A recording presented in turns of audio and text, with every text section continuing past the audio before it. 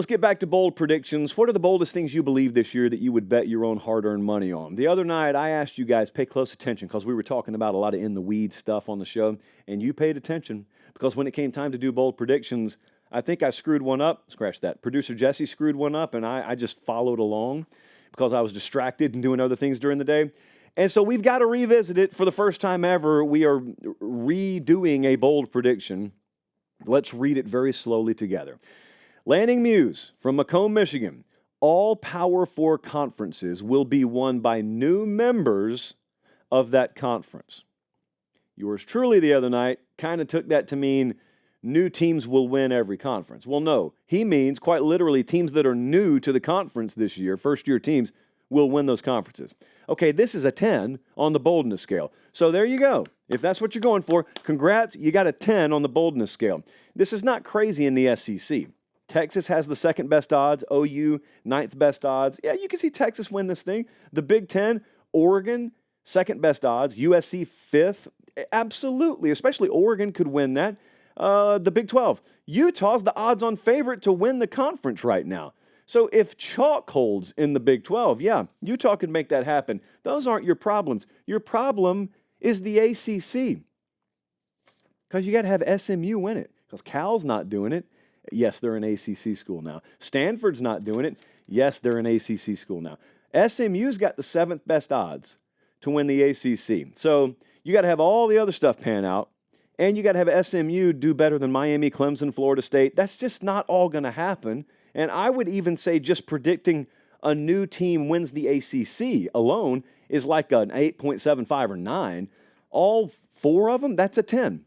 That's I think our second or third 10 already on the boldness scale. We've got another bold prediction here.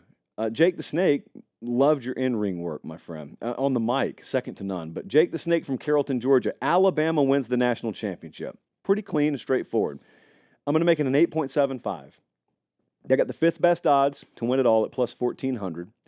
Can they just overcome the churn? Can they overcome all the change happening there? I have no idea, because we are dealing with things there that I've got folks watching the show in high school that don't even recall a time when Nick Saban wasn't the head coach at Alabama.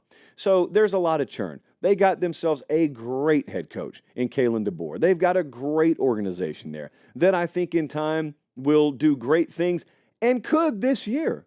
I'm not, I know it kind of sounded like my tone was, I'll just make it through this year. Better days will come. They can win the national title this year. They can win the SEC this year. They can win 11 games this year. But they're 98th in returning production.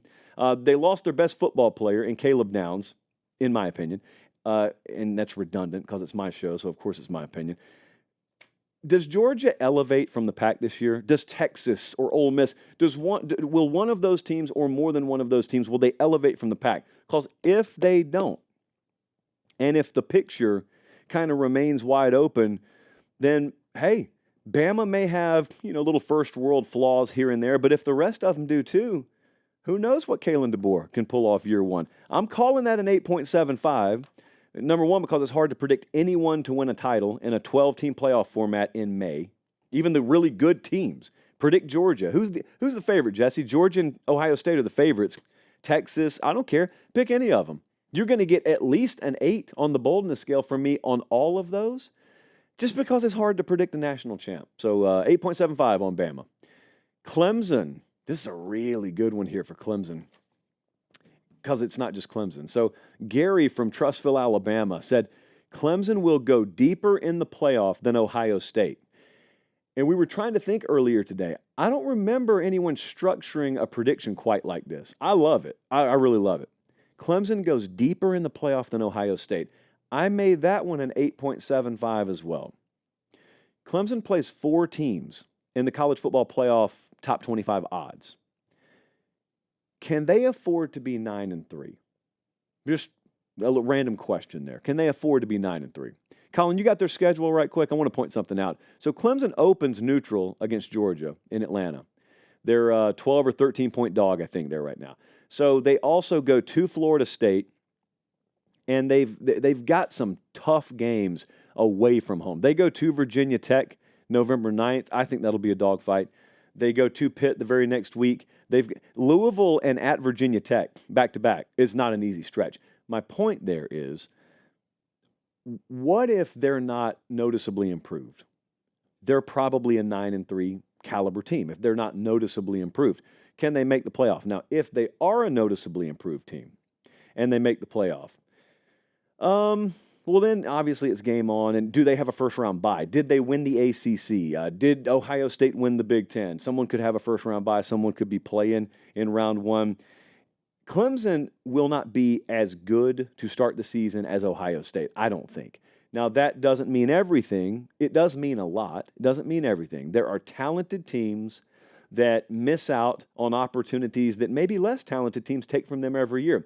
And I'm not about to sit here and pretend like Clemson is some poverty roster, only because I'm not going to fall victim to holding them to the same mid-20-teen standards that a lot of other people do. That's a really good team. Clemson's got really good players. They got a really good coaching staff. Just because you wouldn't pick the 2024 team to beat the 2016 team doesn't mean they're not good. Are they Ohio State good? Or is Ohio State overrated? There's also that possibility. Or is there some big injury that we don't know about, nor does the person making this prediction know about, that could change everything? I don't know. But I'm making it an 8.75. I love the structure of the prediction. Lastly, we're going to 9.5 here. Thomas said Syracuse will go 11-1 in the regular season. Congrats, Thomas. That's a 9.5 on the boldness scale. A quick reminder, anyone who makes a prediction deemed 9.5 or higher on the boldness scale and hits gets a chalice of supremacy. The last time Syracuse won 11 or more games, does anyone in the room want to take a guess? No, they do not, because no one's in the room. But I have the number in front of me. It was the year of 1987. And now Fran Brown's going to try and do it in year one.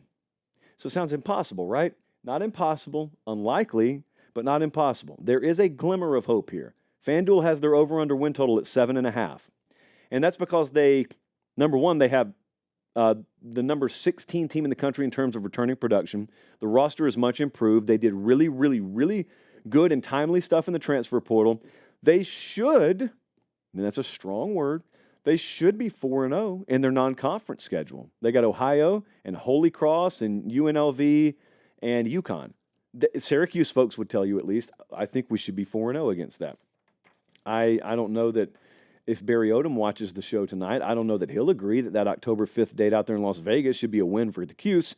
But nevertheless, arguably, they should expect to go 4-0 there. If they do, they avoid 5 of the top 7 teams in the ACC. So, Kyle McCord's the quarterback there now. He was the starter for Ohio State last year. There's a lot of stuff that makes you go, ooh, watch out for Syracuse. Well, I don't mind watching out for Syracuse. Watching out for them to go 11-1 is a little too bold for my taste, and that's why I'm going to put a 9.5 on it. But if it does happen, here it is. We don't delete shows. We don't edit shows. It's going to be here in front of God and everyone. 9.5. Syracuse going 11-1.